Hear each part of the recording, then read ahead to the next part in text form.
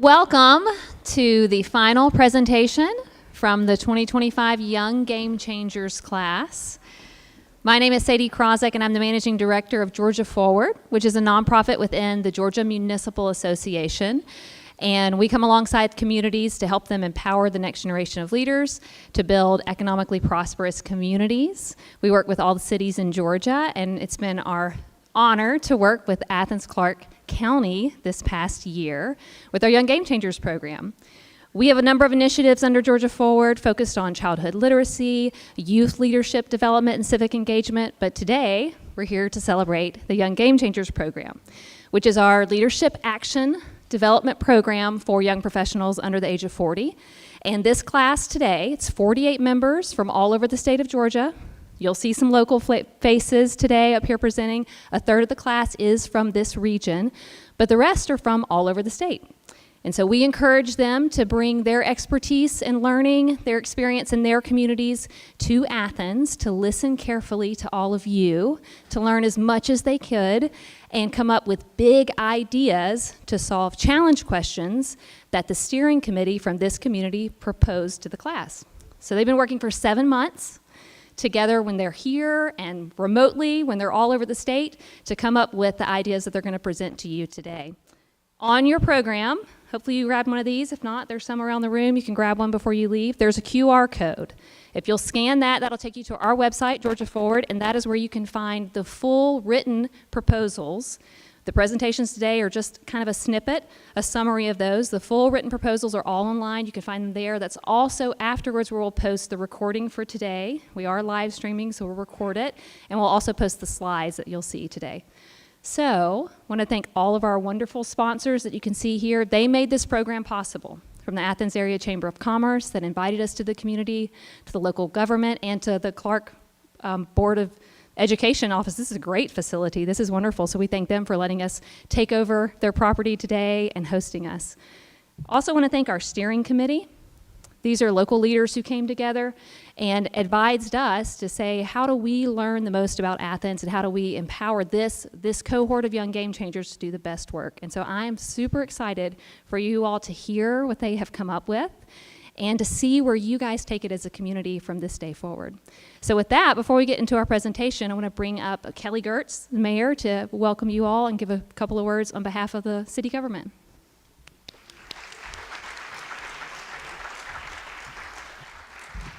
Thank you, Sadie, and thanks everyone for being here. I've often had the experience of issuing some blanket invitation to the community, and 3 people show up, and we have coffee together, and we have a nice time. But it's so good to see so many smart and committed people in the room together here tonight. It's interesting to me that so many of the issues and topics and concerns that were addressed in this work, and I broke into the Georgia Municipal Association office last week to steal the book so I could get a little cheat sheet on what we're going to see here. So many of these issues, we've dealt with for my entire 30 years in Athens, and I dare say really kind of for the entire 220 years that this has been a place called Athens. Now, these challenges, these needs are very real, and what's fascinating to me is that there are so many kind of interlocking gears among the various things that are addressed in what you're going to hear today. But what's probably even as important as we think about the work we do together is that we are not without resources across the state of Georgia and here in Athens. And among those most important resources is each and every one of you, because we have so many bright and talented and deeply committed people who are going to work your fingers to the bone, as I know so many of you do every day, to make sure we address the needs of this community and the needs of this state. So God bless you all for just being who you are every single day. So give yourselves a round of applause just for being here right now. You could be over Big City Bread, getting a cup of coffee and a cookie. You could be out walking on the Greenway on this beautiful afternoon, but you're right here to make Athens and Georgia a better place. So without further ado, I think I'd like to call Marissa Chastain up. I think she is next. So come on down, Marissa, from the Athens Area Chamber of Commerce. Hi, everyone. I'm Marissa Chastain, the Vice President of Operations for the Athens Area Chamber of Commerce. And we are so honored to be chosen as the host city and to have this opportunity to work with Georgia Forward and our Young Game Changers cohort this year. To those of you who traveled from across the state to be with us and to do this work here in our community, we want to thank you for your time, your investment in Athens. And for our Athenians in the cohort, we want to thank you for putting your heart into this work and into your community. We are so honored to have you all as part of the fabric that makes Athens what it is. So I know we're all excited to hear the presentation, so I'm going to keep it brief, but I am going to end by quoting our president, David Bradley. I'm sure many of you have heard him say, "The best Athens is the Athens ahead of us." So that's what we're looking forward to hearing about today. Thank you all.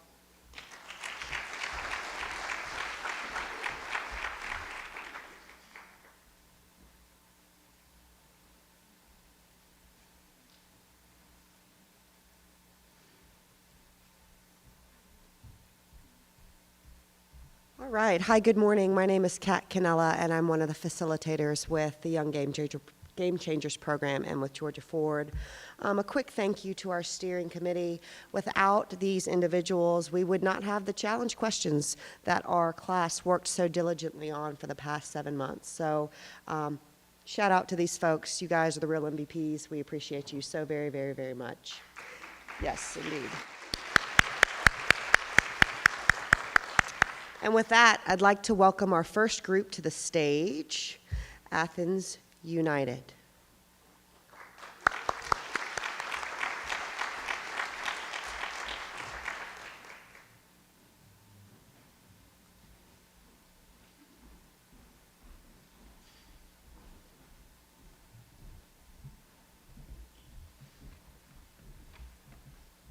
Good afternoon, everybody. We're going to kick it off here. Like Kat said, our team name is Athens United. We were faced with a challenge question regarding the town and gown relationship between the university and Athens-Clarke County here in Athens. So I'll review our challenge question real quick, and then we'll jump into it. The University of Georgia is a big part of the Athens identity, yet the relationship between the university and the broader community is complex. How can we improve the town and gown relationship to foster stronger collaboration and shared initiatives to ensure the university and the community are working together toward common goals? As Sadie said, our group is made up of a third of us from Athens, a third of us from Atlanta, and a third of us from the greater Georgia area. So these are the folks that have worked on this question this year. And our three big ideas, just in quick summary, the first is All In for Athens, which is a community awareness campaign to try to highlight the good things that are already happening within this relationship. The second is the Classic City Pathway, centered around bringing youth and students closer to the University of Georgia that grow up in Athens that may not feel that the university is accessible, and try to provide a cleaner, smoother transition to try to step into it if they so choose. And then the last is kind of the pie in the sky goal, which is the Campus and Community Engagement Center, which would be a true brick and mortar establishment to show something and have a local gathering place that really exemplifies this relationship. So with that, I'll turn it over to Erica. Thank you, David. Good afternoon. My name is Erica Ratcliffe, and I'll be sharing more about our All In for Athens initiative. All In for Athens is a campus and community awareness campaign created to close the perception gap between the university and the county. Collaboration is already happening in the areas of public safety, the arts, and economic development, but too often it goes unnoticed. This campaign brings those partnerships into the light, making them visible, accessible, and consistent. Here's how that plan comes to life. Through storytelling and media engagement, we can highlight real examples of partnership and remind people of the impact these relationships have on daily life. A joint newsletter co-written by UGA and Athens-Clarke County would help to amplify existing publications and allow resources and updates to live in one place. And a campus website can serve as a central hub for services, events, and information. We also recommend investing in interactive tools that strengthen connection between the campus and community. For example, SeeClickFix provides residents with a civic platform to report and track non-emergency issues such as broken streetlights and noise complaints. A tool like this could serve as shared digital infrastructure, linking student and resident concerns with local government services and creating a unified channel for neighborhood problem solving. An interactive digital kiosk placed in high traffic areas could give people quick access to services and community resources in real time. The rollout of this campaign is designed to build momentum over time. The first 6 months would focus on leadership buy-in, collecting surveys, developing branding, and launching the joint newsletter. By the 12-month mark, the campaign would roll out the See, Click, Fix app, add more storytelling, and lean into media outreach. Beyond the first year, the emphasis shifts to long-term sustainability, evaluating results, and securing funding. And these all help to keep the efforts growing. Sorry, y'all, back. Funding can come from a mix of state, local, and philanthropic sources, including the Georgia Department of Community Affairs, community policing grants, and foundations such as Coca-Cola and Ford.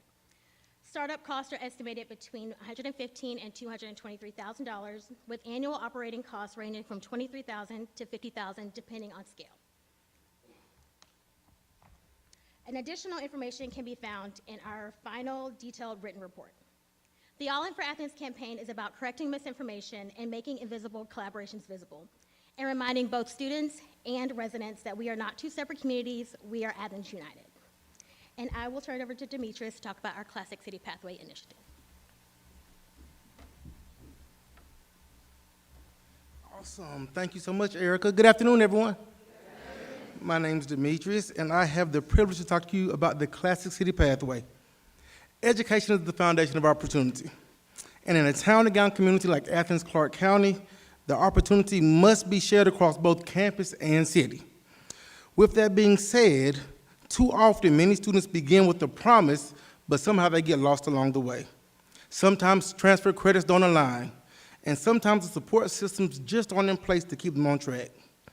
But by strengthening connections between Athens Technical College, the University of Georgia, and the local Clarke County school systems, the Classic City Pathway focuses on workforce education as a bridge to workforce readiness, ensuring that students not only enter college, but graduate prepared to thrive in the local economy and community. Let's see what that looks like. The Classic City Pathway is designed to bridge the workforce gap, aligning Athens-Clarke County Schools with Athens Technical College and UGA into one seamless educational pipeline. The goal is to create a clear, affordable, and supportive route from high school through Athens Tech and on to UGA, increasing degree completion and opportunity for local students to build a stronger Athens. In high school, students start with dual enrollment. Transfer students start with dual enrollment at Athens Tech, a path already taken by about 1 in 4 Athens Tech students. From there, the Classic City Pathway will provide transfer advising and academic alignment to ensure credits move seamlessly from Athens Tech onto UGA. At UGA, students join a living learning community that offers academic support, mentorship, leadership development, as well as workshops on financial literacy and career planning. Modeled after similar articulation programs at Clemson and Augusta University, the Classic City Pathway adapts to Athens' needs by building on the 38 transferable credits already approved in statewide courses and adding community, mentorship, and long-term support. So, what does it look like? In the short term, we will finalize an articulation agreement, build a program website, and recruit advisors, as well as begin outreach to local high schools. Within 1 to 3 years, we will pilot the first cohort, launching the living learning community at UGA, and begin tracking outcomes both academically and socially. On the long term, we see scaling up the program to expand into additional majors as well as career pathways, as well as building an alumni network to sustain the cycle of mentorship. We estimate serving roughly about 25 students per year in the initial phase, with tuition and fees covered by HOPE, or the Zell Miller Scholarship, and room and board subsidized by UGA. Funding for that may come from the Why Georgia Works Alignment Grant, HOPE Career Grant, Athens Area Community Foundation, and local donations or crowdfunding. We truly believe that this has the potential to have real impact, higher enrollment, stronger retention, and more Athenians graduating with degrees in hand and careers ahead of them. The Classic City Pathway is not just an academic program. It's an investment in community, in the long-term workforce of Athens-Clarke County. With seamless paths to education created and proper support provided, students won't just go to college, they'll graduate. Giving back to the community, giving back to Athens, and building a stronger, thriving Classic City. Everett's going to close us out with our big idea number 3, campus and community engagement. Thank you so much.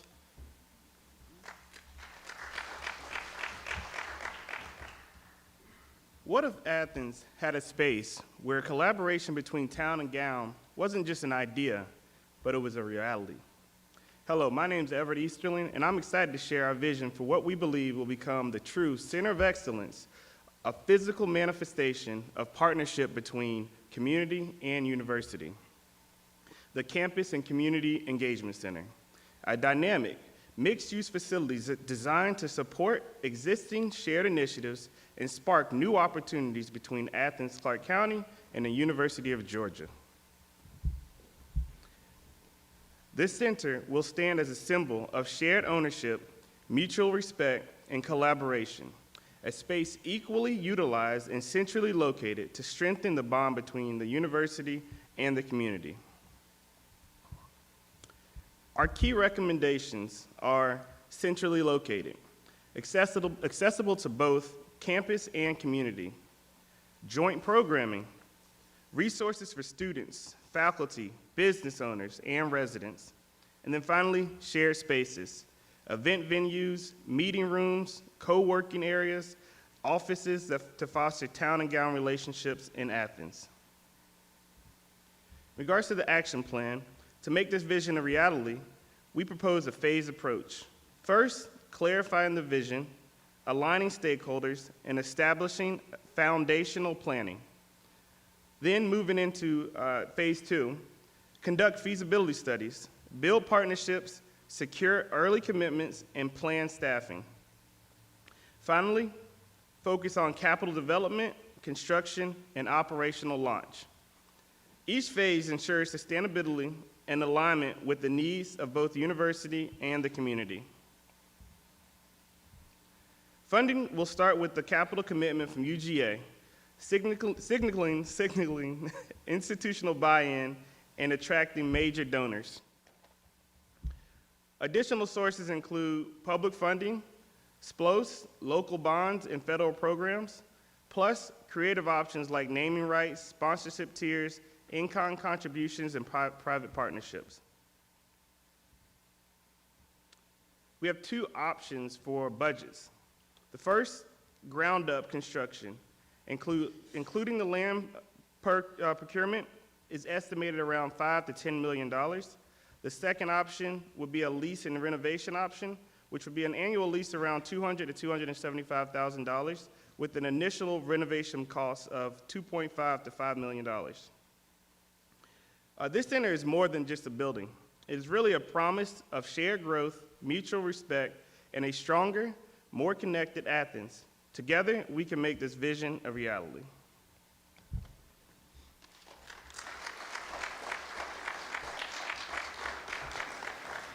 Thank you guys again for being here. Before we open it up for questions, we do want to take a second and thank those community partners and participants, UGA faculty and personnel that met with us, shared time, energy, and resources with us to help build some of our cases for these and help us kind of zero in on what we wanted to tackle throughout this year. So I think there are some mics floating around out there, if I'm not mistaken. If there's any questions, happy to help answer it. And there is more of our team in the back who will assist as well. I hope.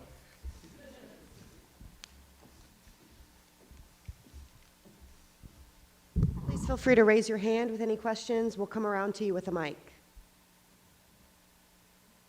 Don't be shy.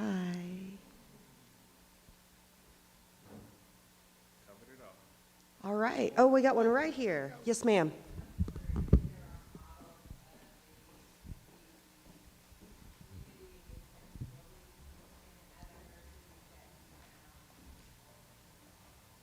So the question is, are there models of this community engagement plan that from other cities that we can use as an example? Yes, so as far as the tangible space, there are a handful of other universities that are referenced in our final report. I believe Nebraska and Purdue were some of them. We tried to find cities and towns and universities of similar sizes. There is no one city that's exactly to Athens as UGA and Athens are, but there are similarities of them, and we referenced some of those in our final report. Yes, Elaine?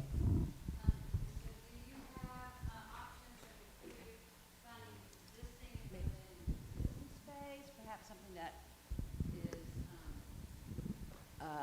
a landmark or something we could really protect.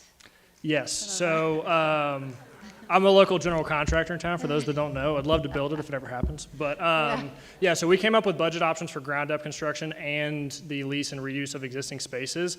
I pictured and talked to a handful of people around here about the locations. There's Millage, there's downtown. Downtown has its own problems and issues. Yeah, any of those areas that can kind of do it. Our main key, if we were to be talking about it and looking at site selection with somebody, is how can we find the place that fits the needs, but also fits these two entities that both people and both groups Will feel welcome. Yeah, can feel comfortable. Yeah, So that's wonderful. Just FYI, Georgia Trust for Historic Preservation is in town, so be mindful. got it. Thank you.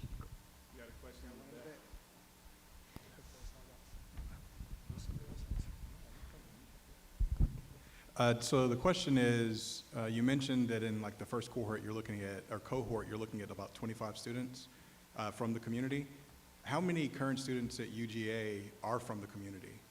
So would 25 be an increase, or would it be on par or a decrease? Thanks. I don't have those numbers directly in front of me. They are in our report. However, 25 may not be, 25 would be an increase, not knowing the exact numbers, but 25 would go further toward strengthening the bond between Athens Tech and UGA and increasing Athenians going to UGA. So we want to start somewhere.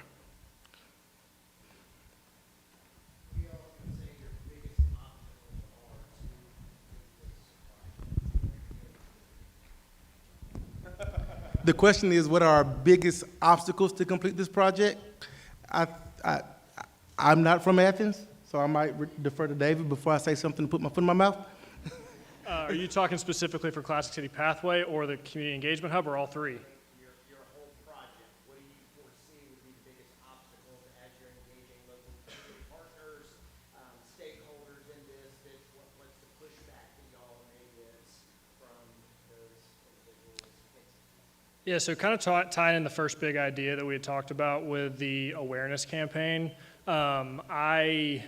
just being from Athens, what I see as the biggest obstacle in this whole conversation about town and gown relations is the perception of said relationship. Some perceptions may be valid, some may not be valid, and trying to bring folks together to have real conversation about strengthening those and investing time and resources, because some of this is low-hanging fruit, can be very easily attained. Some of this is $10 million project type stuff, and in reality, the simple stuff nor the expensive hard stuff will happen if people aren't willing to address the real parts of the issues, as well as just kind of call out some of the gossip and misconstruction of some of the issues too. So that was broad, but trying to answer it broadly to our challenge question as well.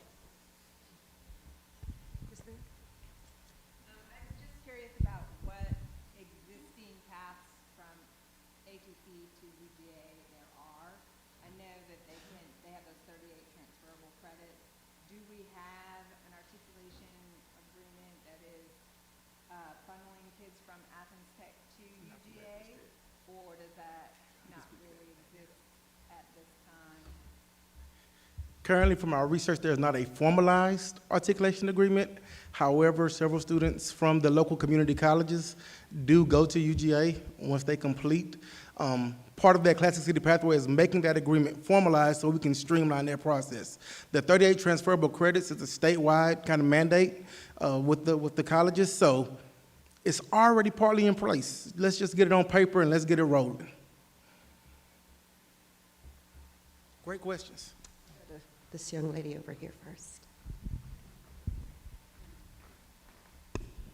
Just curious, what kind of mapping did you do of Athens, and is this generally downtown Athens, or is it across all of Athens, as far as especially places that you would consider putting something like this that would be accessible?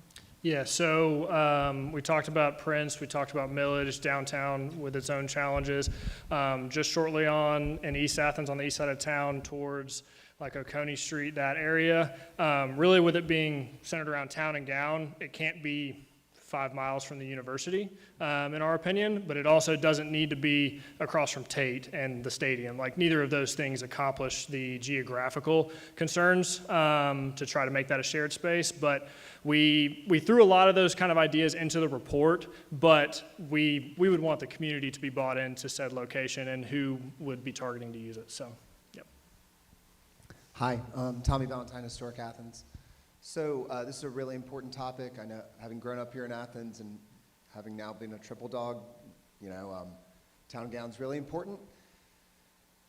However, the two tangible places that are most associated with Town and Gown, like places, the President's House, Legion Field, and Pool, are both either being relinquished or demolished.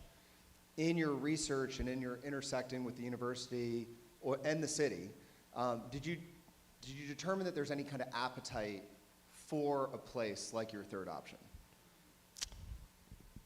Yes. This came about to us as something that UGA personnel and folks that have grown up in this city wanted it. And really, once we started looking into it, to reference an earlier question, once we knew that there were other brick and mortar establishments that are truly just centered around this, and that there are people here in this town that have pointed us to those, it was eye-opening, because when I first heard about it, I was like, that sounds great on paper, like, are people gonna wanna use it? But just like this space here, like having a space where it can be collaborative for whatever the use. It can be an internal UGA meeting, it can be student groups that just need a place to meet. It can be a place where businesses want to operate and intersect with students. There's just a lot of flexible ways that it can be used. The name on the front of the building in Campus Community Engagement Hub is something, right? It has a lot of uses within it, and we did hear a lot of good feedback of if it could happen, it would be wanted. Hey, y'all. I am ED of a nonprofit, so wearing my nonprofit hat when I say this. Did you all consider the role nonprofits might play in this space, or I would offer up in a community engagement space of this nature, it could be a great hub for nonprofits as well.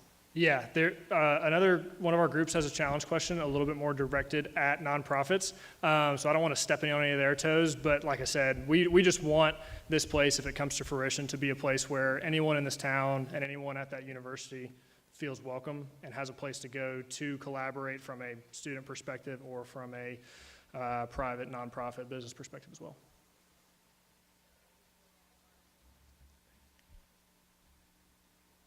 Just double checking. Thank you, guys. All right, thank you so much, Athens United. Well done, team.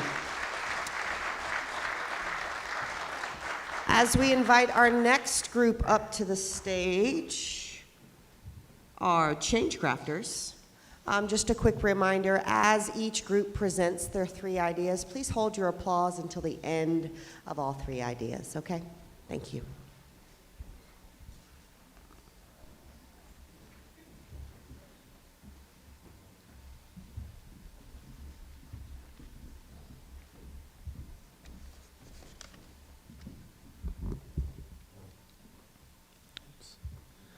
All right. Good afternoon, everyone. Oh, come on, one more time. Good afternoon. All right, there it is. Thank you so much for taking time out of your busy days to be here with us this afternoon. My name is Jason Edwards, and we are the Change Crafters. When we think of Athens, we think of the smallest county with the biggest heart. While Athens-Clarke County is Georgia's smallest by square mile, its people, resources, and generosity are enormous. At the same time, a lack of coordination and mixed community perceptions can make progress challenging. Our group set out to explore how community resources, such as nonprofits, the University of Georgia, the Clarke County School District, local government, could be used more effectively to meet community needs. Specifically, we asked, how can local leaders take coordinated action to avoid duplicating existing efforts and work together to achieve shared goals? To explore this, we hosted focus groups with over 50 leaders from UGA, CCSD, local government, private industry, nonprofit organizations. Their passion for improving life in Athens guided us in shaping 3 game-changing ideas: a community commitment to early literacy, an annual community-wide event to build bridges and strengthen community, and a purposeful way to connect for-profit and nonprofit businesses for success. Each idea reflects the generosity and collaborative spirit of this small but mighty county. While we've identified potential partners, these ideas are exploratory and not commitments. Now I'm excited to turn it over to Clayton Adams, who will introduce our first big idea. Thank you.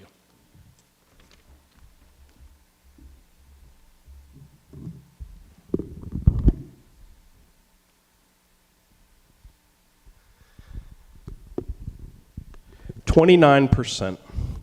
29%. Only 29% of our children in this community are reading proficiently at the end of 3rd grade. Now, why does this matter? It matters because 3rd grade reading proficiency is the key indicator that predicts whether children will graduate from high school, be able to access post-secondary education, and enter the workforce. In response to this crisis, our team proposes Athens Reads, a bold county-wide literacy campaign and commitment to early childhood success. Athens Reads calls on investment from the public, private, and nonprofit sectors to ensure that every child in Athens-Clarke County is reading proficiently by 3rd grade. Now, literacy doesn't start on the first day of school. It starts at birth. And right now, there is a complete absence of collaboration and university support and universal supports for children before they get to kindergarten.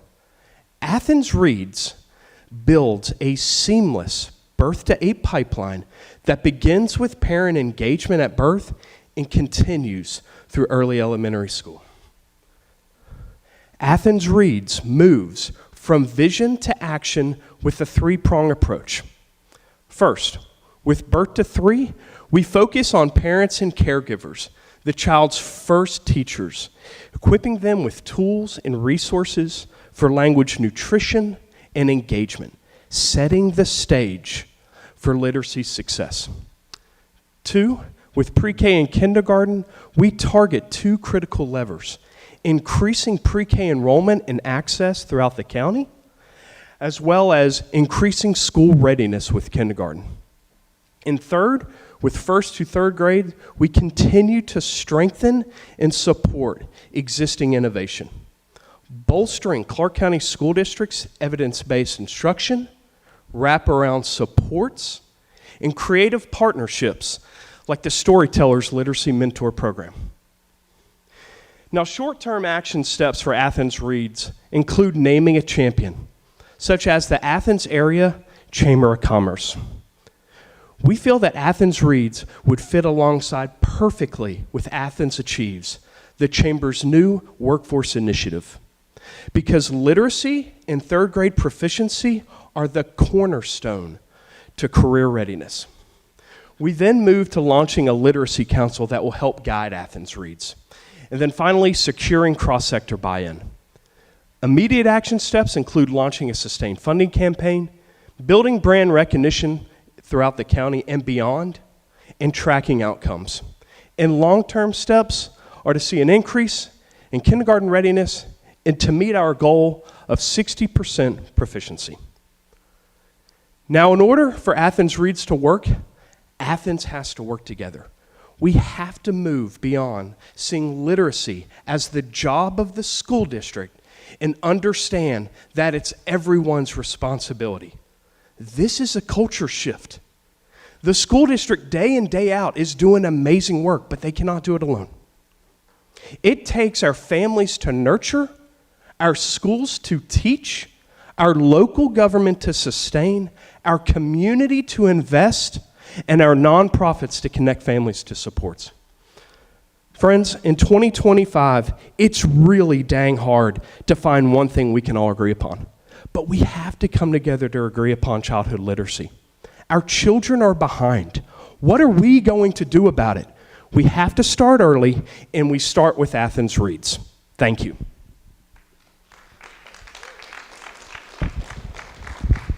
And now, Meredith Stinson will present our big idea number 2. Thanks, Clayton. I'm Meredith Stinson, and I have the pleasure of presenting our second big idea. As a group, as we began researching and brainstorming ideas to bring community leaders together, we knew we wanted to hear from you, the Athenians, on what your opinion was on the biggest challenges facing your community and why. As Jason said before, we hosted listening sessions this summer that brought together 50 community members across all sectors of government, private, and public sectors. So thank you for all of you who participated. Through those conversations, a discussion emerged on the evident divide between different regions of Athens, specifically the east and west sides of Athens-Clarke County. Residents and leaders on the east side shared challenges they faced for a lack of access to community-based resources and extracurricular activities specifically for their children. While there's a consistent sentiment that there's community leaders actively engaged on both sides of Athens, there are a few times that those leaders are brought together to collaborate and share resources across geographic areas. With this need in mind and a charge from those community leaders to go back to the basics when presenting solutions to Athens' greatest challenges, Unity in the Community was born. Inspired by the frameworks of Athens-Clarke County Family Fun Day and the Downtown Christmas Parade, Unity in the Community would be a county-wide family-friendly event that brings together all corners of Athens and encourages businesses and industry leaders to showcase those resources available and share with their fellow community members. Unity in the Community would offer 3 things: residents of fun, free, family-friendly activities. It would include vendor tabling and sponsorship opportunities where businesses and community organizations could display valuable local resources for offering to their residents. And 3, it would help facilitate partnerships between organizations and community leaders on differing sides of Athens-Clarke County to grow a more unified Athens and support all areas of the community. So how would we bring Unity in the Community to life?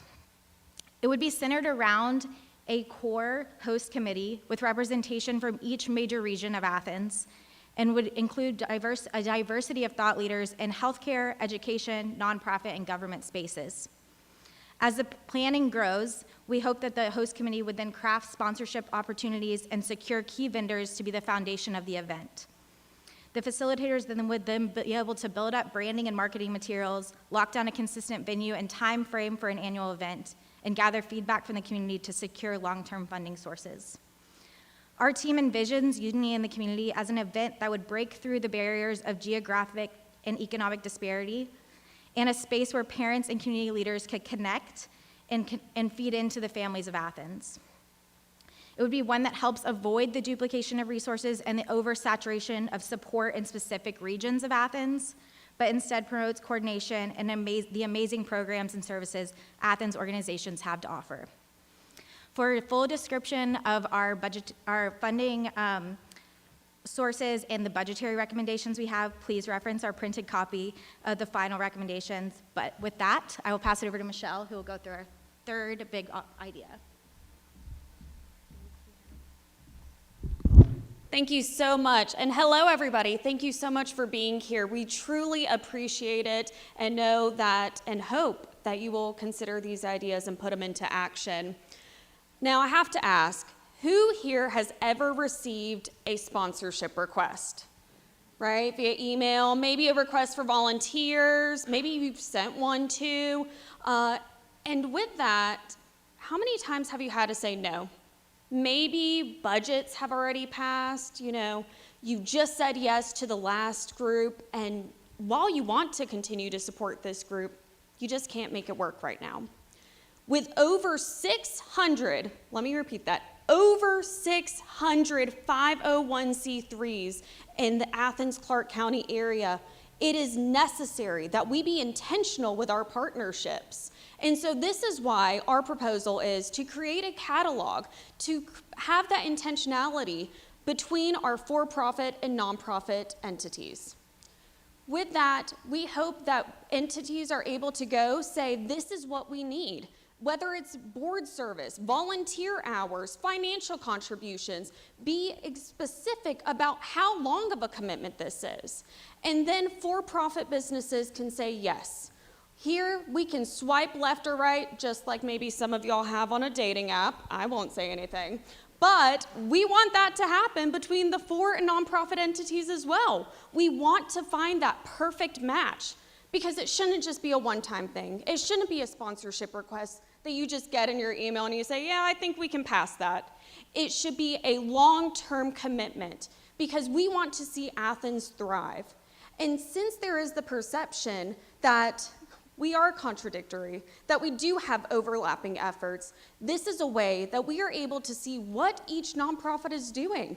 We are able to be specific. We are able to work together for success in our community. So with this, we also hope to provide a for-profit engagement guide, and you can see more in your QR code if you scan it, y'all.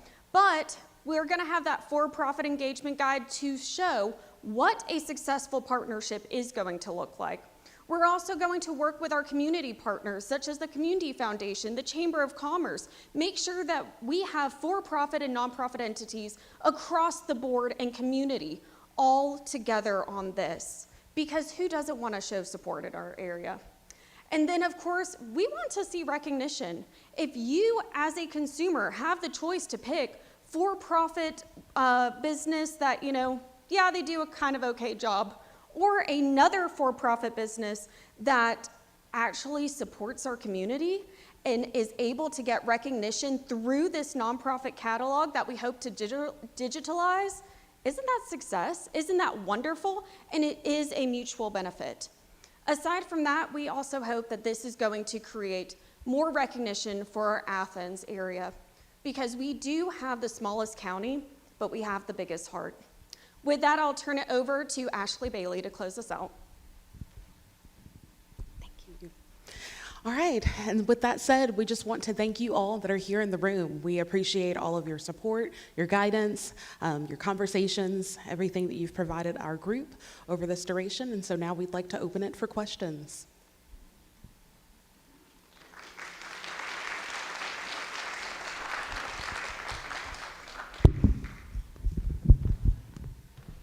Sorry, I'm going to have to wave my nonprofit flag again. Thank you guys for your ideas. I would concur that we definitely have some divides and challenges as far as where resources sometimes land. I looked at your budget for the event, for the community-wide event, and looked at the possible partners. I didn't see any references to transportation. We know that one of our biggest systemic issues in this community is access. And specifically to transportation. So what were your thoughts around that and drawing people to this event if they physically can't get there? I may call on Allison Shaw from our team that's in the audience because she worked pretty heavily on this.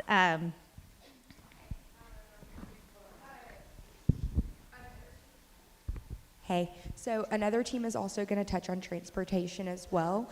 When we were gathering information to come up with this idea from our listening sessions, the biggest thing was focusing heavily on the east side and making sure that there was access to an event over there. Most of the community events in Athens do take place on the west side. And so when we were looking at the intermediate plan, I think when it was up on the screen, really securing that location on the east side of Athens. We had looked at different schools, community parks, and things like that that would hopefully be accessible to many people that do not have transit. And then that'll also be addressed in a different question. But centrally locating and trying to move things to that side of Athens, just so that they also have opportunity to access those resources. And another, just to add to that, we see that, we know that the school district has an amazing, division to family and community engagement. We see them being a really vital partner in this type of work too. So all these ideas this is up for the community to decide what they're going to run with and implement, and we know the school district has access to transportation, so that would be something that we would, encourage them to think through, because that's a really important barrier that Aaron has asked. So thank you. So my question is basically, are you guys going to be the facilitators of this? Is that what you're proposing? Because a lot of the research, there is Book for Keeps, there is the community guide for nonprofits that's set up by the Community Foundation. So I'm just kind of wondering, are you guys going to be facilitating and merging those nonprofits to work together? Yeah, specifically towards the nonprofit catalog. So in general, all of these ideas are recommendations to you all and to us as Athens citizens.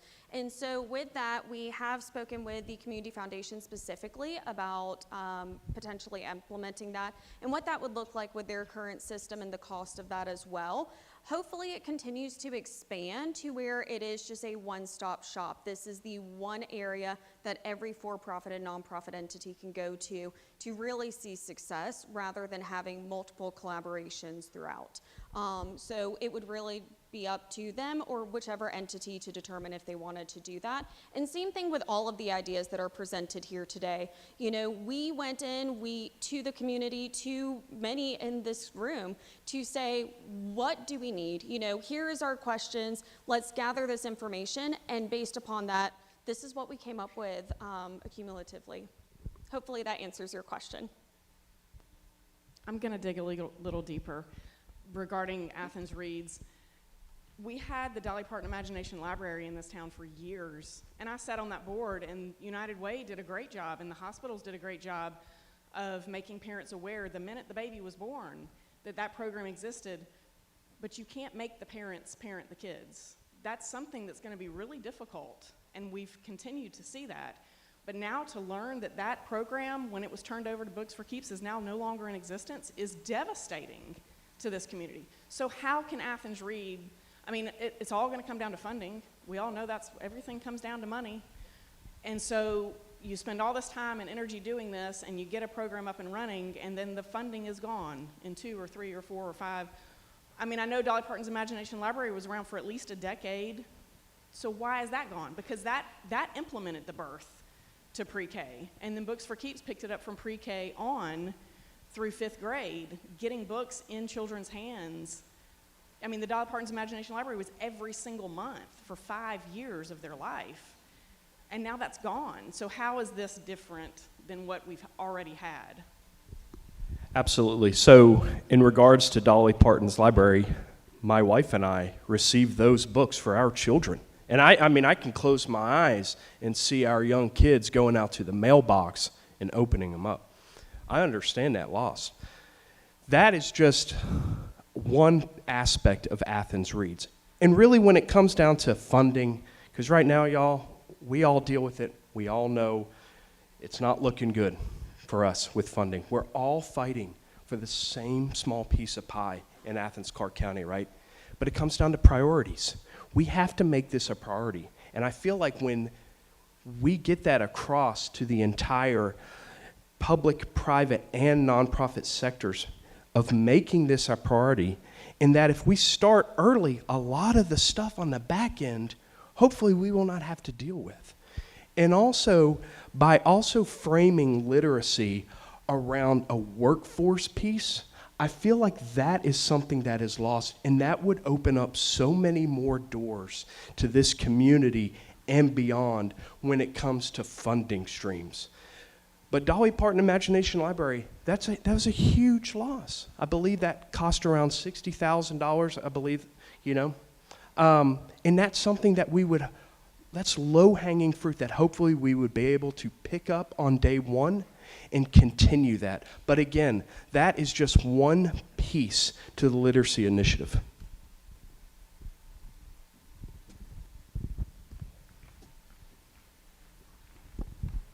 Thank you guys so much for a great presentation. I want to come back to the initial challenge question and push a little bit on the lack of coordination.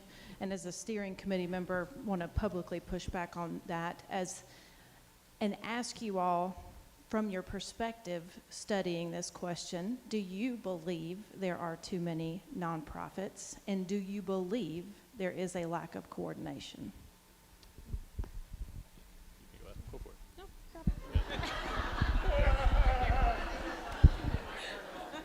I think the biggest lesson that we took away from that is, I mean, and part of this is, you have students who are very motivated to come to the university and want to give back to the community in a good way, right? And they start it, it's great, but then what happens? Athens is transient. They graduate, they go, right? And I think that comes to a big part of that number that feels so inflated at 600.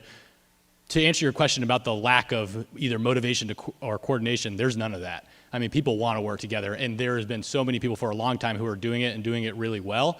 And internally, we weren't sure about that question that we were proposed to. So we had a little pushback, Sarah, as well, because we know that Athens really is a place that people want to do really good work. And we find that collaboration, isn't really the problem, but it is sitting down and let's be strategic about this, because maybe there are 3 or 4 organizations that are committed to similar work, but they're maybe kind of operating in a silo, and if we can bring them together, well, maybe it's a win-win. And I'll let Michelle add to that if she wants. Yeah. The question, and then I'll stop.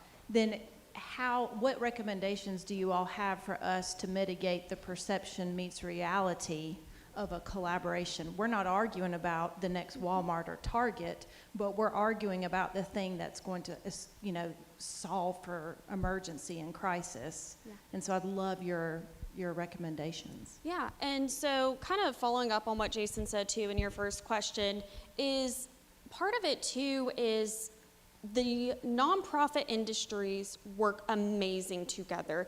They continue to communicate, but what we heard at our listening sessions is that people don't believe that they do.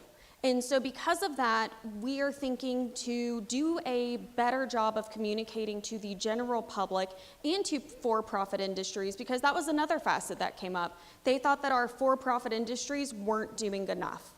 And I can say there is collaboration on both ends. Now, there could always be more money to give. We'd love to have that. But to be able to show everybody, our public, what resources are there, what is going on, what projects, who is working with who, because we also know that a lot of our nonprofits are very specific. They may be in the same lane, but they are going at very different areas, right? And so we want to ensure that those are also being broadcasted and are being done justice as well. And so that is why the catalog specifically, and you can tell I'm probably going to be more passionate about it than not going forward as well, is so crucial, because we can give this to any single person in our community and say, this is what we have a need for, and this is what is being done. And we can all work together, so that way people can find resources, nonprofits are able to go and find partners, and for-profits are able to continue to be invested in our community where we live, work, and play. And real quick, just a general statement on nonprofits, and I know, Sarah, you know this, is 600 plus nonprofits a lot for a community of this size? I don't know. Maybe, maybe not. But what we do know in this current landscape is that funding is only going to get worse, and these nonprofits are going to barely survive. So what do we do as a community to help lift these nonprofits that may not have the high capacity as some of our larger nonprofits? And I think that is something that we are going to see in the next 6 to 12 months. Clayton, you can hang on to the mic because I got a question. And this follows up to my friend in the audience. You had a 3-part question, and the first 2 parts I think you did a great job answering. One was about financing, which you said priorities, and the second one was about Dolly Partner's Imagination Library and the deficit of that. But I think I want to hone in on the 3rd part of your question again, because it's so important, and that is we've done a lot in this community around literacy, right? and we're daily, of course, and walking with the school district as they do it. How is this different? How is Athens Reads different than the previous things that have been done or than what's going on right now? I think that's the part of your question that I would love to hear you speak to a little bit more, Clay. I think what makes this different is that we are trying to align all sectors of Athens-Clarke County with a push with the workforce aspect of it. You know, because when we're talking about literacy, we're talking about the present and the future. These third graders and beyond, this is my wife, by the way, so thank you for that. You know, we're looking at our children and we're looking at them as, okay, literacy right now, but also they're going to be in the workforce in 15, 20 years, or for our daughter, I don't know, 7 years. So what role do for-profits play in this, right? As you know, using the example of the chamber as the champion for Athens Reads, what could they do with the 900 plus membership that they have? What would that look like to engage those folks? Because remember, like I said and ended with, it's hard to get everybody in agreement on one thing. If I ask the first 10 people, what's the one thing we have to focus on Athens to make it better? You all may give me 10 different answers. So again, we have to make it the priority, and we have to include everyone. And this is an issue for all of Athens, all children, whether you go to CCSD schools or not. Hi, I'm a MSW student at the University of Georgia, but I also work as a community support individual at Social Empowerment Center. I work with children that are in the Clarke County on third grade and around that sort of age group. How are you going to show to parents that literacy truly is a huge priority in their life when they have other issues such as rent assistance that they need or food insecurity? How are you going to show that or how are you going to help support or collaborate with these programs that are going to help these children obtain these needs before they see literacy as a true issue in their life?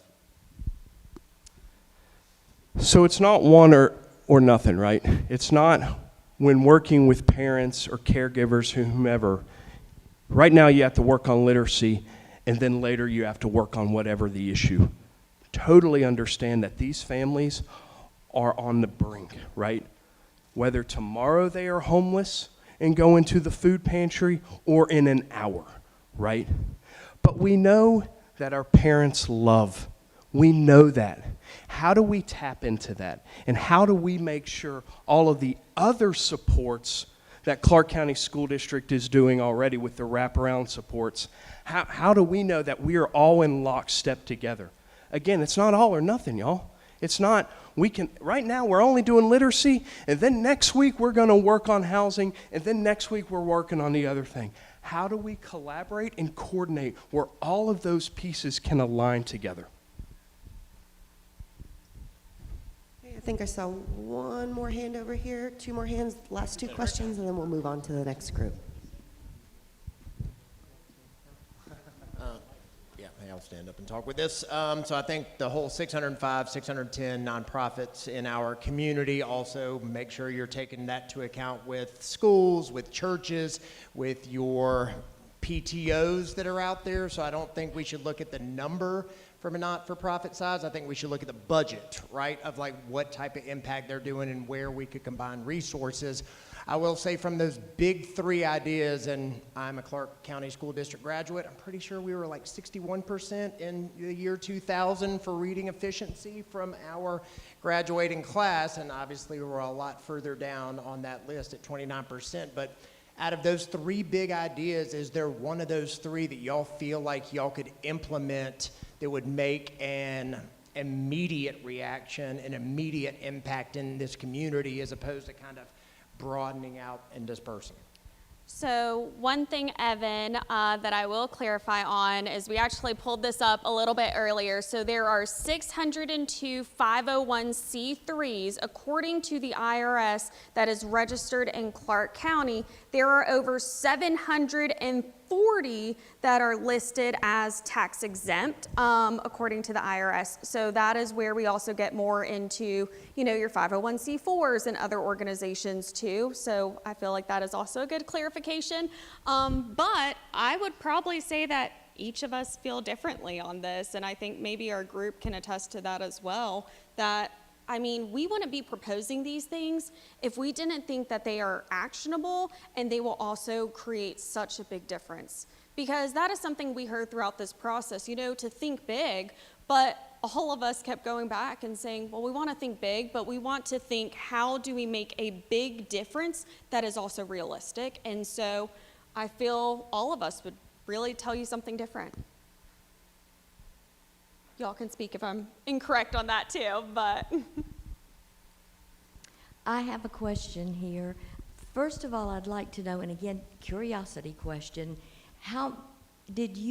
were you surprised at the number of nonprofits that were in Clarke County? I think you mentioned that you weren't sure how many there should be, but secondly, as far as the percentage of students who were not at grade level on reading, was that a surprise thing? And I want to also add that what is already stationary in Athens-Clarke County is a large school district, and they have children 6 hours a day where they're captive audience.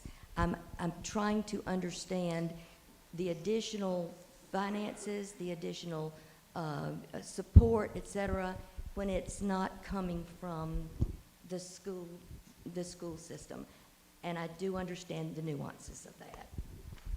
So when it comes to surprises on nonprofits or reading proficiency, you know, personally, I'm not surprised with it, but I also have lived in Athens for 15 years and do a lot of work in the community. Now, when we step outside here and go downtown at a bar and ask somebody, hey, how many, and try to guess, they probably would have no clue. So everybody here may know that, but outside of these walls may not. And when it comes to the literacy question in Clarke County, we're talking about focusing on building a pipeline that begins at 0. That 0 to 5 piece is the real critical piece, because those children are scattered in a variety of locations and not yet at the school district for 6 hours a day the majority of the year with all the supports. So that's where it's really critical to think of when you're looking at the pipeline, thinking about the beginning piece on where are children at. Because when it comes to pre-K, 4 and 5-year-olds, there are over 6,000 children in Athens who are 5 and under. Only 690 go to public pre-K. That's a big gap, y'all. That's a huge gap. Now, what is happening with those folks who are not in school? Those are the folks we are trying to reach. Those are the families that we are trying to reach. I know you still have more questions yet, so please feel free to catch some of our group members after the presentation today and pick their brains and shake them down for more questions. But thank you all for your engagement now. I'd like to invite our next group up onto the stage, Level Ground.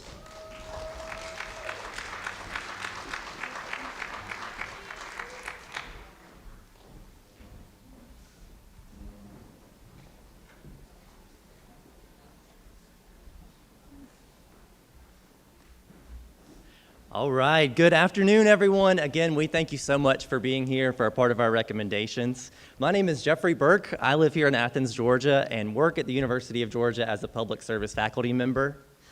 Whether it's enjoying dinner at your favorite restaurant downtown, a concert at the Georgia Center, or a high school or college football game, Athens, Georgia is a town that's recognized for its tourism, academic opportunities, and a vibrant culture. Yet despite these many strengths, Economic disparity remains a pressing issue, with poverty rates in Athens-Clarke County consistently above the state average. We are Team Level Ground. Over the past several months, as part of the Young Gamechangers cohort, we've been challenged to confront economic disparity in Athens-Clarke County. Our team comes from communities all across Georgia, which helps us learn from other communities' successes like Augusta, Atlanta, Savannah, and Valdosta. It's our diverse experiences today that have allowed us to approach this challenge from many angles. Investments in places, programs, and people not only meet today's needs, but they also lay the foundation for future generations to live, learn, and thrive in Athens-Clarke County. Take Tanisha Brooks, for example, who, as a single parent, while living in public housing, worked tirelessly to earn her degree to open up doors for her family. She's seen firsthand the challenges and the barriers faced by many locals in creating a better life for themselves in our community. To that end, we've developed 3 big ideas to support middle-class growth, focused on childcare, community wellness, and housing. Together, we're excited to walk you through the highlights of these ideas and the potential that they hold for the future of Athens-Clarke County. And up first, we'll start with Crayons to Careers. Good afternoon, everyone. I'm Yuri Register, and I work with Southern Georgia Regional Commission. We recognize that there are multiple barriers to entry into the workforce, but after many conversations with community stakeholders, we have chosen to focus on child care access. The poverty rate is about 26%, nearly double the Georgia average, and only 62% of adults participate in the labor force. For single-parent families, the poverty rate tops at 37%. These numbers tell us that if we want middle-class growth, we must remove the barriers that keep parents from working and training. Our solution is Crayons to Careers, an initiative that strengthens the workforce and boosts economic mobility by expanding affordable, high-quality childcare, the single biggest barrier for parents who want to work and upskill. Athens have over 6,200 children under 5, but only 36 licensed providers. Only 17 of these are quality rated. As you can see on the map, there are limited child care options in Athens-Clarke County. And even when families find a seat, the cost exceeds federal affordability guidelines. Our recommendations for the Crayons to Career model are: expand access to affordable, high-quality child care by prioritizing underserved neighborhood and single-parent families. Align child care with workforce and economic development by integrating child care with job training and employment programs to boost the labor force participation. Build cross-sector partnerships by convening regular collaboration among providers, employers, schools, and government to coordinate resources and strategies. Support and incentivize providers by offering grants and technical assistance to help more centers achieve the quality rated status and serve children with disabilities. We will launch collaborative funding models by implementing cost-sharing programs like threefold care, dividing child care costs among public sector and employers' families. And finally, expand employer partnerships by encouraging businesses, especially shift-based industries, to provide on-site or shared child care and flexible hours for working families. The Crayons to Careers tackles the problems on 3 fronts. It creates capacity by helping existing providers add seats and extend evening and weekend hours, align schedules to synchronize child care hours with local training programs and employer shifts, and lower net costs, stat, federal, state, local, and employer funds so families' out-of-pocket costs stay near the 7% threshold. And in order to implement these recommendations, Athens can focus on strengthening child care across working families by engaging statewide initiatives and building cross-sector partnerships. Our medium-term action includes promoting affordable child care by supporting providers and leveraging collaborative funding incentives. And finally, Athens can advance long-term child care solutions by growing employer partnerships and expanding inclusive, affordable, and flexible options for families. A detailed budget of these recommendations is shared in the full report.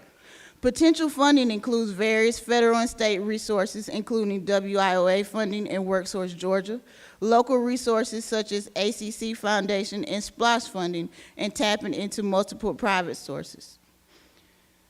With this model, we anticipate higher labor force participation as parents can train and work, stronger workforce pipelines by integrating child care access with developmental programs, better child development and school readiness through quality-rated early learning, greater household economic mobility where families can increase income and build wealth, community growth and stability as employers join and invest in these family-friendly practices, and Crayons to Careers is more than childcare, it's a workforce infrastructure.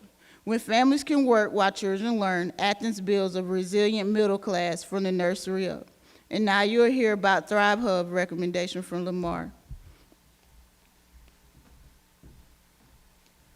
Good afternoon.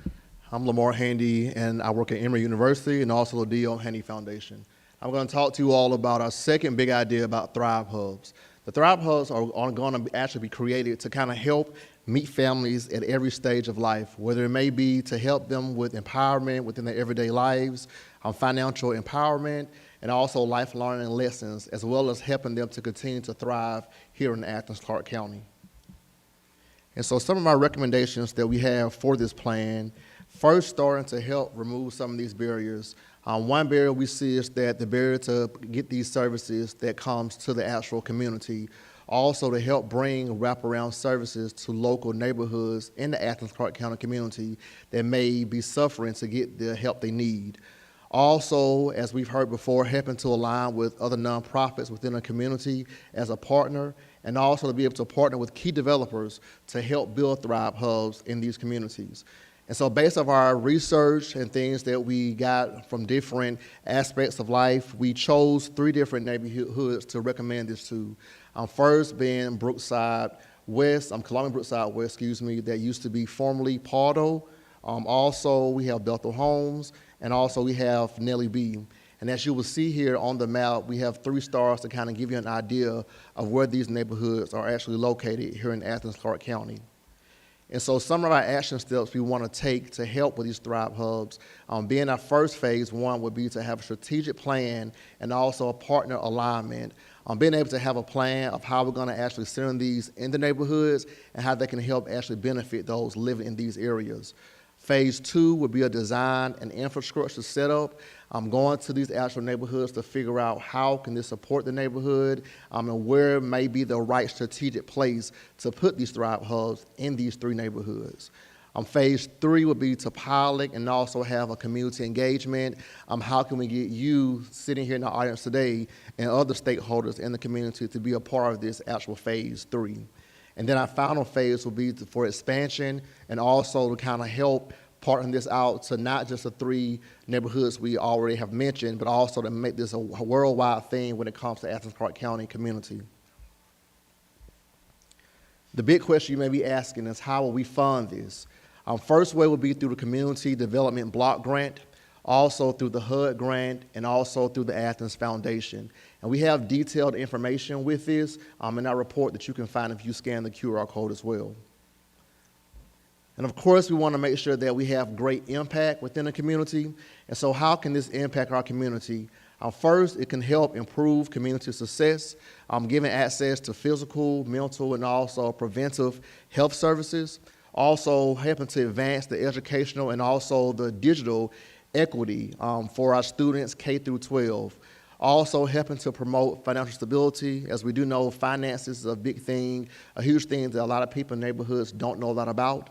Also strengthening the intergenerational engagement, making sure that our youth, our adults, and our seniors also feel connected and feel like they have all the right services and resources they need in their community. And then 4 is being able to empower our local voices and our leadership. People like you here today that can help us get this started and help to bring these wraparound services to our communities and also to Athens-Clarke County. Next, you're going to hear from Ms. Kim Wilder, who's going to talk about our Big Idea 3.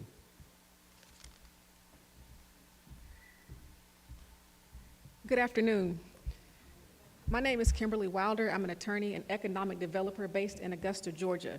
Our third big idea is pathway to home ownership. From 2020 to 2024, the median house price in Athens went from $220,000 to $335,000. That surge pushed home ownership further and further away from residents, long-term residents in Athens-Clarke County. The Pathway to Home Ownership Initiative is a sustainable pathway, is a program and an initiative that is going to, that we hope will aim, I apologize. The Pathway to Home Ownership Initiative aims to fight back against that trend by creating home ownership opportunities in historically and culturally significant neighborhoods. Of course, we want to preserve the heritage of those neighborhoods, respect the people who have always lived in the Athens area, and give them opportunities to build wealth, with the goal of closing the wealth gap in the Athens-Clarke County community.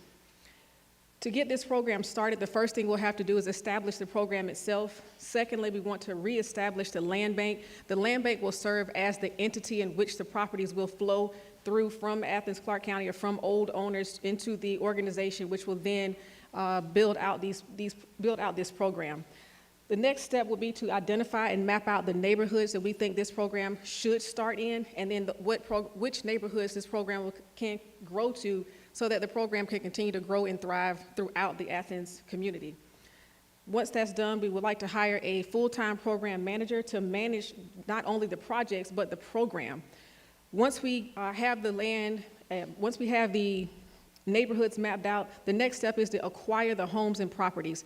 There are plenty of blighted properties in Athens-Clarke County that need help, that need restoration, that are not being worked on.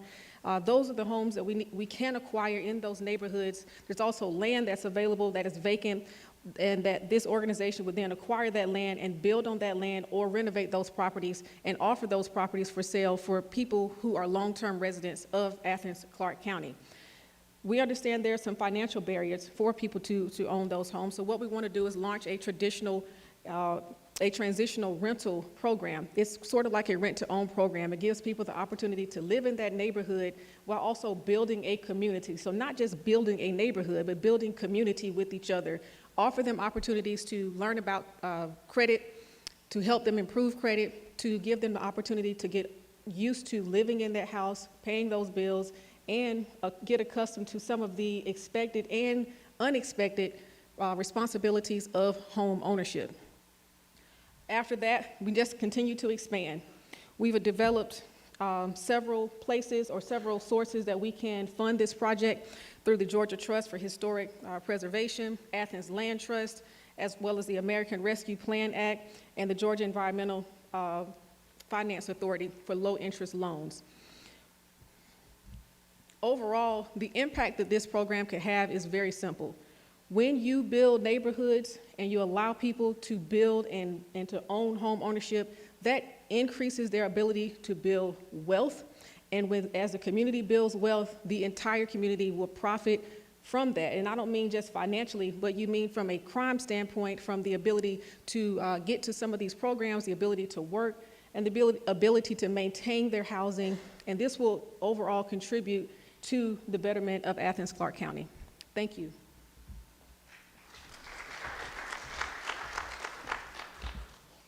Athens is a place where people want to live, they want to work, and they want to thrive. And our recommendations are designed to help make that possible for more families. By investing in childcare, community wellness, and housing, we can strengthen Athens-Clarke County's foundation for long-term success. Today, we have shared 3 big ideas with you that have been proven successful in Georgia and around the country. We recognize that implementation of these ideas would need the support from the people in this room, and as we look to do that, we'd look for your support to help navigate the way. At this time, we look forward to your thoughts and are happy to answer any questions you may have. Thank you.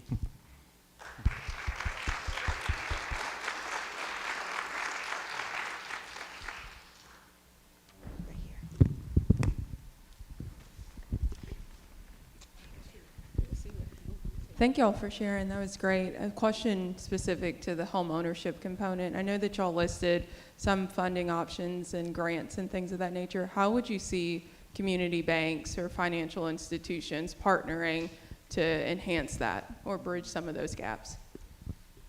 Well, is this on? We would hope that some of our, especially local banks, would partner with us to help provide, as we talked about, some of the low-interest loans. There are programs that some of the banks locally and national banks have that have home ownership programs through them, and by completing those programs, completing certain courses, it does lower the interest rates. We will also are offering through the Thrive Hubs and the home ownership programs opportunities to learn about credit repair, how to build your credit, and I think all of those things will help potential homeowners get into those houses. And by doing the rent-to-own program, that is in itself building your credit, because having a good rental history, having home experience and ownership, and going through that program will help the potential home buyers qualify for a long-term loan. And also to kind of add to that as well, with the financial thing, we talk about banks and with the Thrive Hubs. One thing that we thought about when taking the Thrive Hubs to the actual communities, a lot of times you see in the Athens area, being a native of Athens, a lot of these people in those 3 neighborhoods, they won't go out to a bank or go out to an event in the evening time to learn about financial literacy. And so bringing it to them, partnering with banks such as credit unions and other banks around Athens and surrounding areas, taking someone from the banks to those locations to teach them about how to save from childhood and high school also will help them get to the point, as also Kim mentioned, about how to get to home ownership and how to start saving and knowing financial things at a young age. Because we all know people in those communities, if you don't have money, you don't know how to save, that also affects you physically and also mentally. Thank you so much for your presentation and the work you guys did. This was great. My question's about the child care access and the tri-share of funding it. When you were doing your research, did you come across many local employers who were interested in participating in a program like that? So we modeled the TRICARE after a program in Michigan. So we're not able to talk to local employers, but it has been a program that has been successful in Michigan, and would love to see it piloted here, possibly. Hi, my name is Eris Myking, and I'm an MSW student at UGA. My question for you with the home ownership programs and partnering with the banks is solving the systemic issue that underlies it as well. I don't know if many people know it, but white and Asian Americans are most likely to get approved for those loans rather than black residents. So how are you going to fight that when those are the people that need the most help? I appreciate that, and that comes with partnership. When you partner with those banks to understand, here's the community that we're trying to help. We understand that it could be anybody of color in certain communities, but we understand that that is a potential issue. I think the only way to address that is to address it head on and go for it head on. You have the training, you have the credit score, you have the history, you have the rental credit that will be in your favor at that point. We can't control the banks, but we would expect, especially local banks, to be on board and to partner with us, knowing that we've done the work to eliminate the potential for, or to, you can't completely eliminate it, but to decrease the potential to lose the home and not be able to keep the home. So we're depending on the goodwill and the integrity of our local banks and our training program to back that up. And that is relational. So we believe in working on those relationships to actually create real partnerships that work together to eliminate some of those barriers from the bank. So if the banks tell us, here's what we're looking for, we can help those residents to meet the criteria by putting that into the programs that we will make available. Thank you.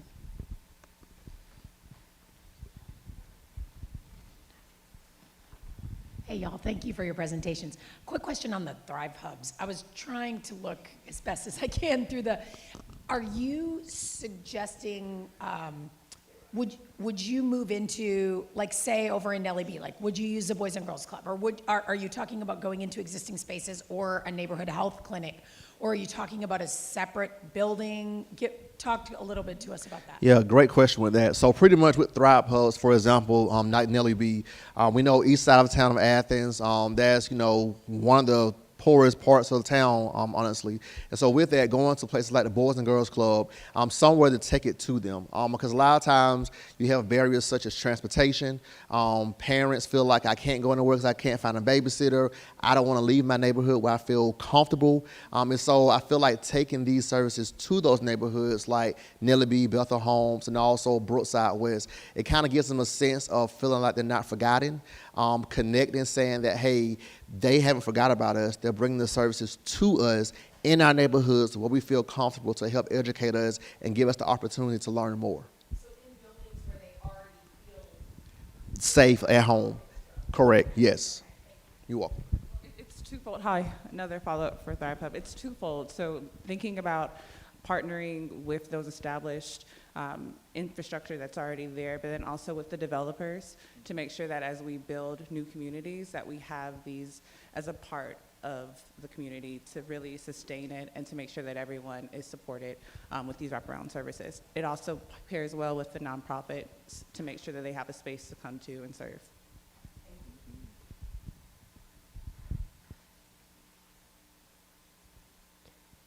All right. Oh, wait, one more right here.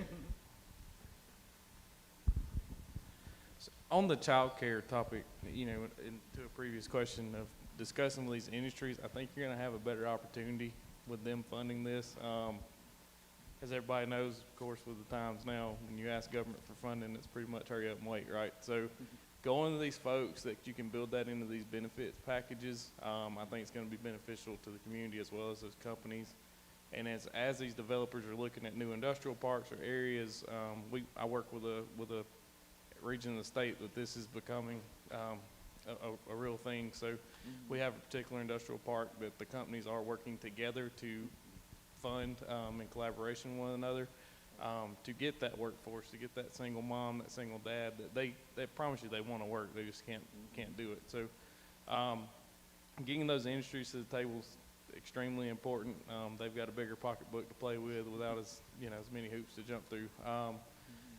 So just pushing that, helping those developers, those communities make that part of the site certification plans or different areas for industrial parks. It's just an idea to kick around as well. Thank you for that. Thank you. Speaking of that, I guess it's a new company coming to Athens. They have a partnership with Athens-Clarke, I believe. That would be a great segue, I think, to pretty much, I think this is bio something, mark me wrong, but yes, right, that's right. Great partnership to be able to talk with them to see some kind of incentive to help with child care. Because of course, if the parents can work and they can also afford child care, it's twofold. So that would be a great way for us to kind of start that conversation to kind of get it started in the community. All right, well, thank you so much. And last but certainly not least, we'd like to invite the Athens Regional Coalition, the ARC, to the stage.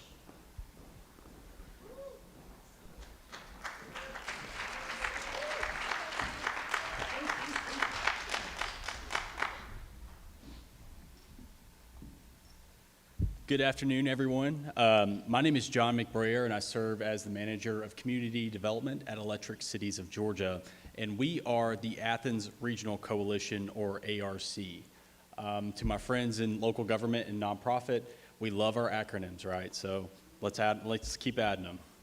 That's a joke, by the way. Okay. And we were tasked with the following challenge question. As a regional hub for commerce, culture, education, and healthcare, Athens-Clarke County plays a vital role in Northeast Georgia. How can we balance this regional role in metro growth while prioritizing and addressing critical local challenges? And as you can see, this is a complex challenge question with multiple layers to it. But I can assure you that you have some of the brightest minds across the state working on this, working on solutions for you. And we are so grateful to the community, to the people, to the organizations that poured so much into us and encouraged us to dream big and to think outside the box. And we are thrilled to announce our top 3 big ideas.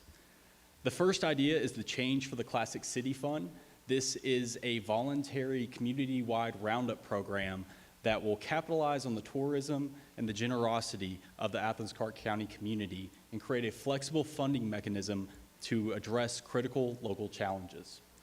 The second idea is called Woven Together, and this is a comprehensive transportation strategy that will improve the connectivity, the accessibility, and the quality of life, not only for Athens-Clarke County, but also for the region. And the last idea is Hub City Strong. And this is an initiative that aims to establish Athens as the statewide model for civic partnerships and data sharing. With that being said, I'd like to turn it over to Ms. Stephanie Mann with the Athens Area Community Foundation to talk about the change for the Classic City Fund. Thank you. I'm Stephanie Mann, and I get the joy of working in Athens at the Athens Area Community Foundation and to talk about our big idea. So on any given Saturday in Athens, our town becomes filled with the energy of over 100,000 of visitors. And what if we could use these visits to not just fuel football spirit, but fuel real change for the community? That's our big idea. A way for everyone to make small contributions just by rounding up their purchases that add up to real positive change. Our community has a huge spirit of generosity, which you've already heard from so many already today, and this fund is really designed to capture this spirit. On our own, any one business can certainly give back and be generous, and we see this from so many in the room with us today. But together, businesses throughout the community can join something bigger and open new ways for their customers to give back with them. And when we give together, we can make more possible for our community. We can pool our resources, bring efficiency, and generate new charitable dollars. The model is simple, and it's one we're all familiar with. You're in a store or at a concert or even getting snacks at Sanford Stadium, and you have the option to round up on your purchase. Those extra cents go into the change for the Classic City Fund. Those dollars are pooled together and given back to meet a need in our community, like any of the needs that you've heard from this afternoon.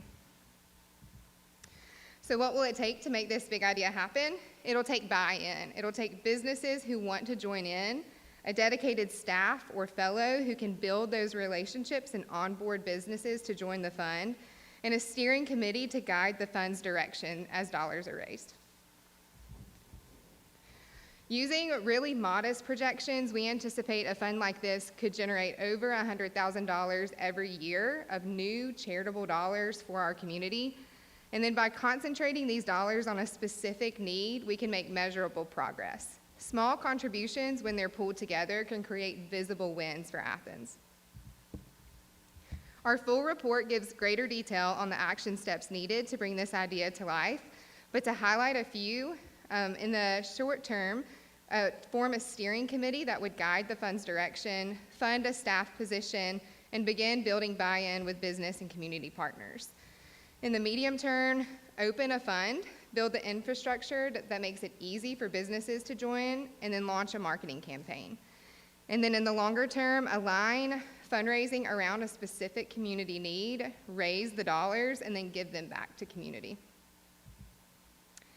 The good news is that this idea won't take millions to make happen. With a little bit of initial seed funding to start, the fund becomes a source of new charitable dollars year over year.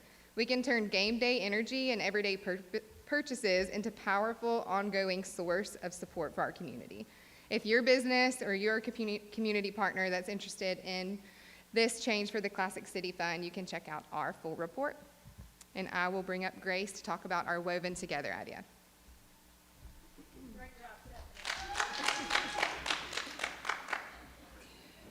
Good afternoon. I'm Grace Tishak with Go Georgia. I also have the privilege of living here in Athens. What if Athens became the gold standard for equitable, efficient, and enjoyable transportation? The short answer is it would be completely transformational. Athens' infrastructure would no longer strain under the burden of being a regional hub, but would instead invite visitors and residents to experience real freedom of movement and easy access to everything that the Classic City has to offer. Currently, Athens struggles with challenges of traffic congestion, particularly on big event days, escalating safety issues on roadways, and limited mobility options, particularly for the many households living below the poverty line and or without access to a vehicle. So to address these challenges, Woven Together is a four-pronged strategy to position Athens as a transportation leader that other mid-sized cities will strive to emulate. First, Athens would need to work on its local transportation options. So one thing we're recommending is an e-bike rebate program. This would allow low-income residents access to reliable transportation, and we've seen successful models of this in other cities. Particularly in the Atlanta model, we see that these bikes are really used on the day-to-day, really loved by recipients, and also that these programs have a positive economic impact as these rebate sales from local bike shops ripple out into the broader community. So at the same time, Athens infrastructure would need to keep pace and provide safe spaces for people that need or want to get around the community without a car. One of the most impactful ways to do this is through multi-use trails. Luckily, Athens already has a couple of those. And through Woven Together, we wanted to examine how to increase trail usage and ultimately more trail development, and also explore how focusing on trails could impact Athens as a whole. So one thing we're recommending is Athens to encourage trailside development, both commercial and residential, in very strategic, appropriate places. This would create not only a place that people want to travel through, providing all kinds of connectivity benefits, but creating a really vibrant community space that people want to spend time in. They want to live there, they want to work there, they want to visit there. This would also need to come hand in hand with really strong anti-displacement measures such as trailside affordable housing. So going beyond the local transportation improvements, we also recommend Athens increasing their transit service beyond just Athens-Clarke County. And this would eventually, we hope, result in the creation of a regional transit authority to serve the entire Athens area. This would unite UGA Transit and Athens Transit under one umbrella, potentially keeping individual brands and service lines if desired. But this would really optimize and extend service to areas that currently don't have it, and also capitalize on a limited amount of funding that is available for public transit. Finally, we have an image here of Ben Epps Airport. Bringing commercial air service to Athens has been long discussed and desired by many in the Athens community, and we want to acknowledge that as a true game changer for Athens, something that would really allow this community to level up its tourism, its business recruitment, and its quality of life for residents. I hope if any of these ideas piqued your interest, you'll take a look at the full report. We have so much more detail there, including short, medium, and long-term steps to bring these initiatives to fruition, as well as a range of funding options from local options of impact fees, SPLOST and T-SPLOST, perhaps corporate sponsorships, all the way to state and federal transportation grants. And of course, a number of partnerships would need to come together to move these ideas forward, and we have ideas about that as well. I would love to go through all of the anticipated impacts that go way beyond transportation. But to sum it up, this is about way more than infrastructure. This is reimagining what's possible for Athens, and it's one of the single most important things that this community can do to become a model hub city. Thank you for your time and for hanging in there with us. I'm going to turn it over to Andi to talk about our final big idea. Thank you, Grace. My name is Andi Leslie. I do economic development for the city of Canton, Georgia, and I live in another hub city, an MSA city in Northwest Georgia. And when I started this program, some of the facilitators said, we put you in this hub city initiative challenge question because we think that you would have a lot to offer. And I was thinking in the back of my head, the joke might be on you guys because we are having these same conversations in the city where I live and worked for many years. And so I say that to say, you guys are asking such insightful questions today. I just want you to know that you are not alone. These same conversations are happening in at least the other 13 MSA cities across the state, if not more than that. And so I hope that makes you feel better. Maybe we just need to go grab a drink afterward and commiserate and cry together. I don't know. But you're not alone.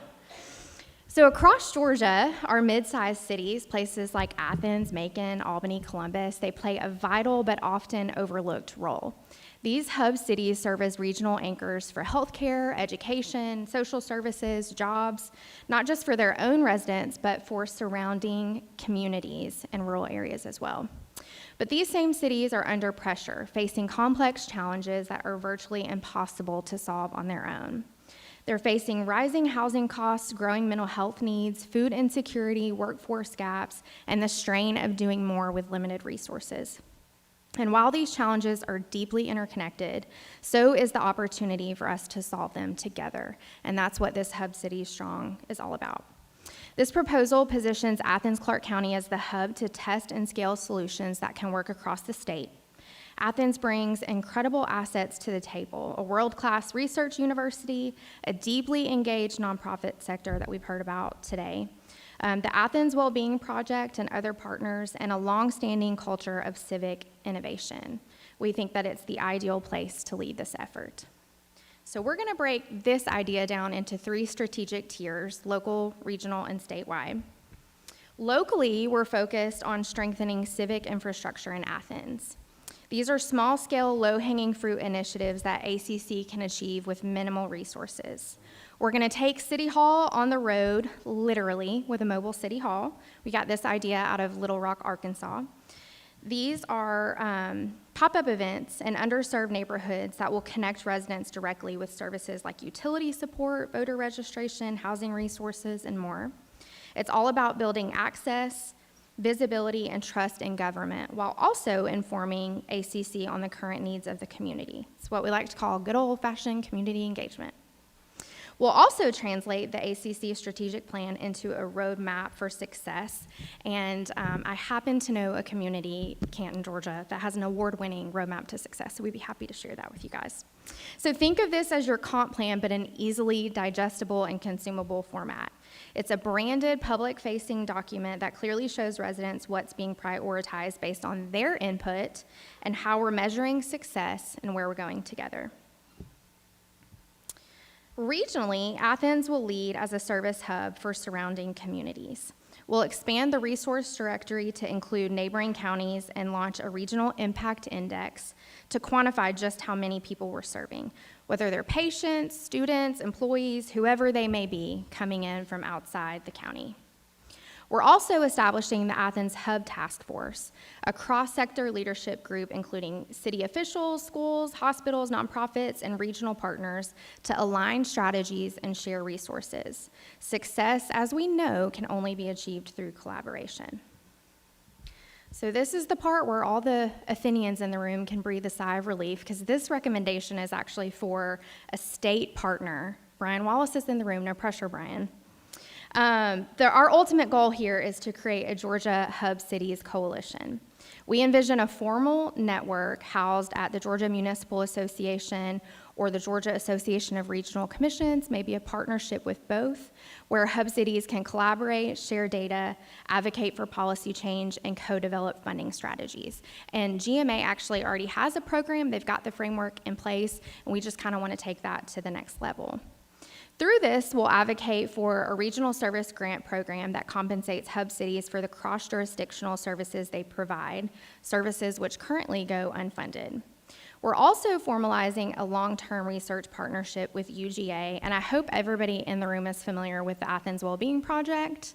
I was absolutely shook, as the kids say, when Dr. Grace Bagwell-Adams presented that to our group early in this process, and I can tell you, having worked in another MSA city, that data is and can be transformational and can allow policymakers to make data-informed decisions and educated decisions for the betterment of their community. So through this partnership, we're going to leverage GIS mapping, policy evaluation, and intern pipelines to support these MSA cities across the state. Once funding is established, the goal is to provide the data set from the Athens Wellbeing Project to each of the 13 to 15 MSA cities, depending on which source you're looking at. This coalition will combine efforts, resources, and experiences to develop a blueprint that can be scaled across Georgia. Possible funding, this is always the question, isn't it? The initiative is supported by a range of scalable budgets that start at $10,000, but really that's a very generous overestimation, pilot programs to multi-year state-level investments, and is designed to attract funding from local foundations, state appropriations, federal grants, university partners, and other philanthropic sources. We want to thank the Athens-Clarke County community for inviting us and opening us up and allowing us to ask all the questions, whether they were educated questions, maybe some of them were kind of dumb questions, but especially for those of us who don't live in this community. We thank you for this opportunity. Special shout out to the individuals on the screen for spending extra time with us as we navigated this process. So at this time, we would love to open it up for questions. I know you're burning inside with your final questions for this group.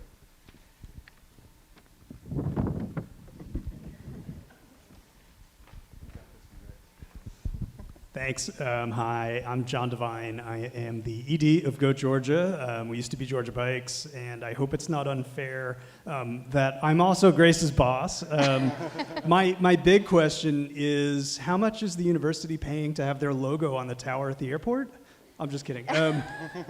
Maybe that's a question for the mayor. I guess he's gone, though.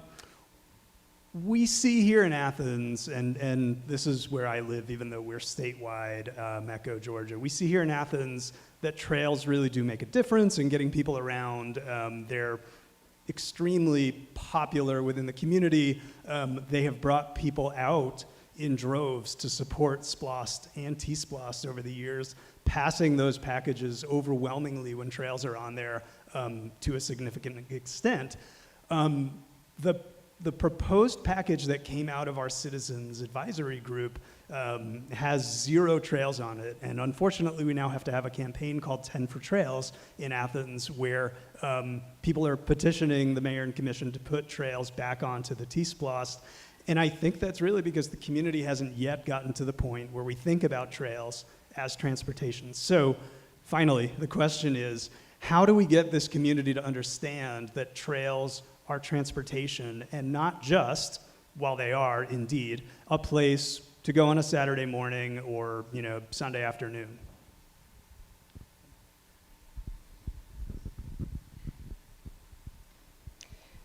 That's a great question, John. I think both you and I wish we had the ultimate answer to that one. But I do think you touched on a big piece of it, which is the advocacy part. I think a lot of people in the community do recognize the value of trails, and it's hard to get that message across, A, to the general public, and B, to our elected officials. I know that my personal commissioner, he's not unsupportive of it, but he's saying he's not hearing from people that this is a priority. And so I think that piece goes hand in hand with getting it to be accepted as transportation, is getting it at a high level with our elected officials accepted as such. That will only help us get more trails built. Sometimes I think it is kind of a build it and they will come situation. We see that a lot in communities that have a lot of pushback to trails, and then we get 1 model mile funded in that community, and all of a sudden everyone is out there and excited and wanting to know how we can get more trails. So I think it's multifactorial, right? But those are some of my initial ideas. I'd like to add to that as well. So, it goes back to storytelling, absolutely. And John, I know you're familiar with the GDOT economic impact analysis that was done on the Firefly Trail. And so publicizing that information, but also working with communities across the state who have also are experiencing these same issues. Once using your peers is a great way to really lean in and to learn what other communities have done, what works, what doesn't work, so that you can make a better plan moving forward where you have more information and what to do and what not to do, if that makes sense.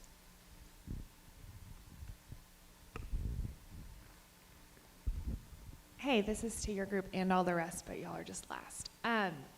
Since this is a group of people who would likely be the ones to implement a lot of these really excellent recommendations, my question is, does your class have a recommendation for a priority, especially given the fact that the funding slides in each of these presentations have all looked really similar? The Community Foundation's been on every single slide, HUD, CBDG.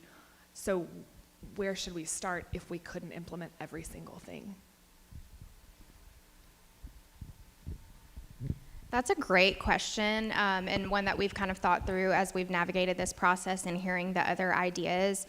I do think ultimately that's going to require all of the stakeholders coming together and figuring out how we can tackle, I'm not in Athens, but how we can tackle some of these things one at a time.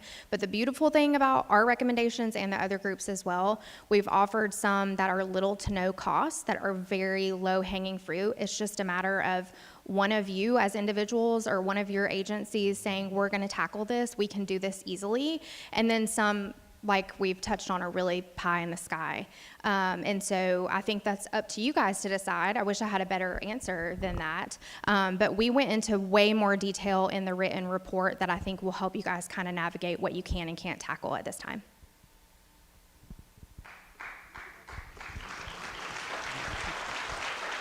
All right. Well, can I just take a minute? Will you just say thank you to the entire Young Game Changers class again, because they've worked tirelessly for many, many months. Thank you, guys. I am Carrie Barnes. I have worked with Young Game Changers actually since 2016. I was a participant in the program, and then I got looped in. I have helped to co-facilitate every class since then, actually, and I'm on the board of Georgia Forward. So I have worked in Georgia communities for many years, and I'm really excited about all the questions about what do we do now, right? And I'll tell you that one of the things that I tell communities a lot is that the kinds of challenges that we face in communities cannot be solved by one person or one organization alone. Did we hear that? Because what that means is that today, this challenge does not fall on the Young Game Changers class to implement. Dun, dun, dun. Right? So the real truth here is that this is a catalyst. Like, this is the moment. We have planted the seed. So our hope is that you guys all walked away with something that inspired you, something that got you excited, something that lit a fire under you that said, oh my goodness, we have to do this, right? This is so important. So to your point, it's all important, right? And you pick up the thing you're excited about. And you pick up the thing you're excited about, right? And let's think about how we can do it together, because they're all important things, right? So we have been talking, our little GMA crew in the back, we were talking about how do we provide better support. So we're already thinking about that. And as Sadie mentioned, the design of the class is intentional. You heard us say that a third of the class is from the local community, a third of the class is from Greater Georgia, and a third of the class is from Metro Atlanta. So one of the reasons why we do that is because you have a coalition of people in this community who are invested in these ideas, and our hope is that you will walk alongside them. You will support them in helping to implement these ideas, because remember, we cannot do this alone. And I'm going to leave you with this quote. I'm sure you've all heard it. But it says, never doubt that a small group of thoughtful, committed citizens can change the world. Indeed, it is the only thing that ever has. So that's what I want us to think about, is how can we work hard to change Athens just bit by bit. It doesn't have to be solving world peace. We don't have to solve every problem, but we have to work a little harder to make this an even better, more vibrant community. So the other thing I'm going to say is this. If you were excited by today, and if you are between the ages of 25 and 40, we are going to be doing this all again next year in Hinesville, which is way down near Savannah, which is fun, right? Some of you want to go to Savannah? So if you are a young game changer, or a potential young game changer, if you know a young game changer, if you know somebody who would be interested, we have our applications open right now, and they are going to be closing on December the 12th. So if you'd like to be a young game changer, or you know somebody who would be a good fit, we welcome them to apply. So thank you guys again for your time and energy. We're really excited about the wonderful things that are to come in Athens-Clarke County. So thank you guys, and we hope you have a wonderful day.